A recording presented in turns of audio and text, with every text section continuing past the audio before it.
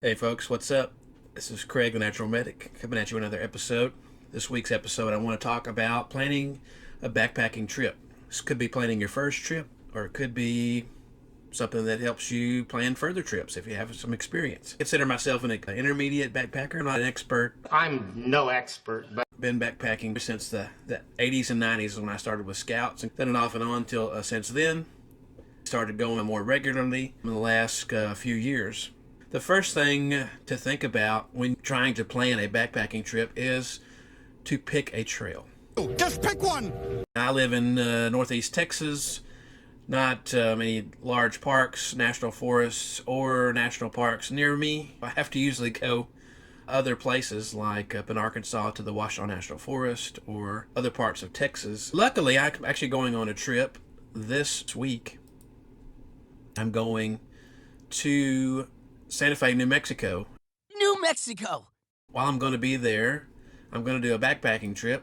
Instead of having near me, I can put backpacking trails near Santa Fe. Because now, generally speaking, if you're a beginner backpacker, or even if you're not a beginner backpacker, you probably want to pick a trail that's near you, is not too terribly long, especially if you're a beginner, if you're going to by yourself. If you're going to go with others in a group, you might be able to stretch it out to a little bit longer, but I would probably try to keep that very first trip or those very first few trips to a little bit shorter length. I'm going to try to use free resources for you, and we're going to go to All Trails, best backpacking trails in Santa Fe. All Trails is a great site. The problem with it is it's user sourced, so all the data comes from users that put it in there. But man, look at that! Look how pretty that is. Beautiful! Beautiful. There's top 19, and they are ranked. One I'm going to is called Lake Catherine. I'm going to click on this. Another thing I find that is not especially accurate is the mileage on All Trails. You're walking down the trail, it's going to record that. If you go the wrong way, or you're on a different trail than you're supposed to be, or you take a left instead of taking a right, it's going to record that as that length. It's actually about 13 miles out and back, roughly about just under 7 miles out there, and obviously the same back. It doesn't cost anything to be a member of All Trails. So it gives you some directions here. You're going to follow the Windsor Trail until you reach the meadow, and you take the other thing. All Trails does give you the weather report for the next 5 days. Useful for trip planning in that way. There you go right there. Trip reports right there. So sometimes it will show you pictures if they included pictures in their log for their trip. You can click on the Photos tab and you can see photos from the Catherine Trail. Pretty cool. Completely free of charge to use. All Trails, it will not let you download the map unless you have the Pro feature, which you have to pay for. It won't even let you print it out. Yeah, let's see. Offline maps. Print maps for backup. Yeah, can't do any of that stuff. It's $29.99 a year if you want to do that. Hey, if you're getting value from this video, make sure and give me a thumbs up to let me know you're enjoying it. Thanks. Now back to the video.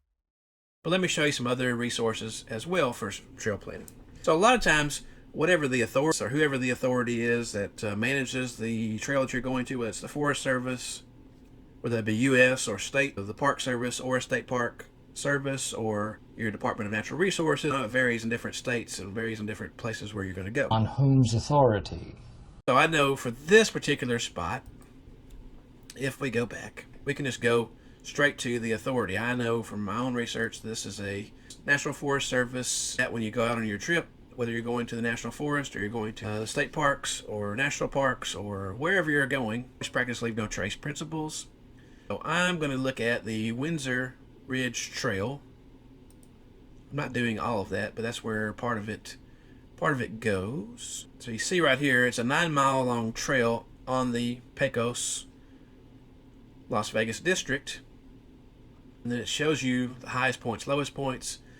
It's moderate difficulty, heavy use. Kind of gives you the general rules here, and that's what you want to know. Do you need a permit?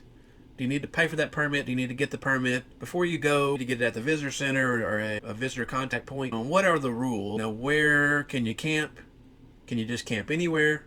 or can you camp with restrictions? General stuff, pack in, pack out. Don't bury any of your garbage. Don't cut down trees. So all that information is there.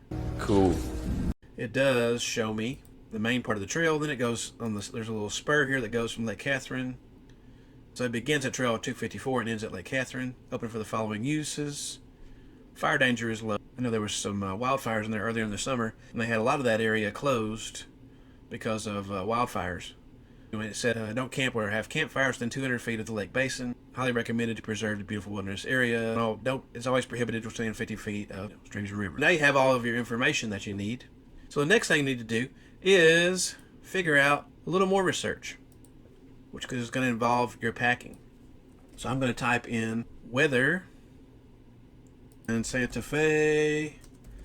So you can type in weather for the nearest place that you're going to, and it will give you a good weather forecast. Now with Weather Channel, weather.com, tell you the next 10 days. Other sites vary, but it's the most convenient one. So I'm planning on being on the trail for these 2 days and one night, Tuesday night. So PM thunderstorms, 58% chance of rain, 53, 54. It's going to be 75, 54 the next day.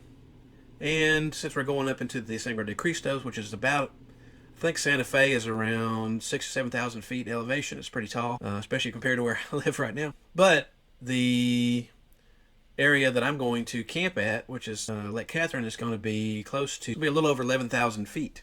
So I probably would for about 10 to 15 degrees below what's posted on here for the town readings.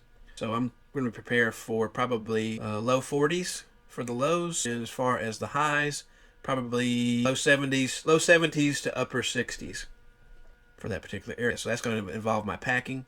I am going to do a separate video talking about what I'm taking in and packing for this trip, but you definitely want to consider the weather and what you're going to pack. That's going to depend on what kind of shelter you're going to do, what kind of sleep system you're going to have, and what kind of clothing that you're going to pack for layering. The fourth part of your trip, you're going to make a plan. You're going to share that plan. So whoever you want to know about this plan. You need to make a plan and let people know where you're going, how long you're going to be out there. Well, if it's like a loop trail, what direction of travel you're going, maybe a description of your vehicle, a license plate number. And you can write that down on a piece of paper, and you can leave that, with a trusted person. In this particular case, I'm going to be in the Santa Fe National Forest. I'm going to be in Santa Fe County. Here we go. Contact us. Get a contact information for the Ranger District. So let's zoom in here. So I'm going to be right here within these green lines, because that's the Pecos Wilderness, and that's located in two different jurisdictions of the Santa Fe National Forest. One of those is this kind of a turquoise blue area. That's the Española Ranger District. And so there we go. So we have Española Ranger District information. Let's go ahead and close that. We have this information right here, and here's when they are available. And if we click on that, it tells you exactly where it is, and there's how you can visit us. There we go, the Sheriff's Department. There's their information. Now we know how to get a hold of those. So we have a description of our vehicle. We have a plan of where we're going. We have contact information for the Sheriff's Department and also the Ranger District that we'll be going into. So in case we get lost or they don't come back in our predetermined time, then we can do that. As an example for you, I just wrote out a preliminary plan here.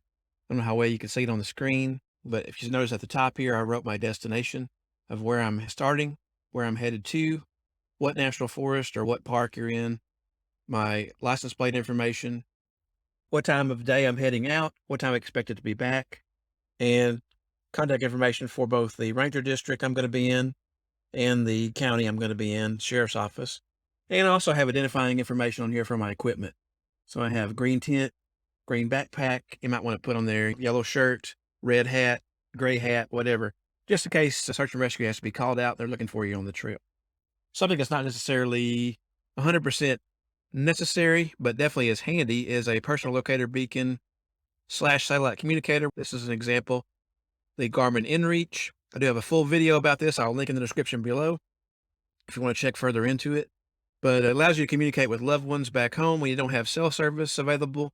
And you can also summon help through this popping this button cover off and pushing that to contact authorities if you are injured in the backcountry and you need help. Especially good for those of you that are solo travel. So in a nutshell, that's how you plan your first backpacking trip. I hope that helped. I hope that made sense to you. If you have comments, questions, leave those down below. Give this video a thumbs up if you got value from this video. Subscribe to the channel so you can see more videos like this. Thanks for watching, y'all. I'll see you on the trail.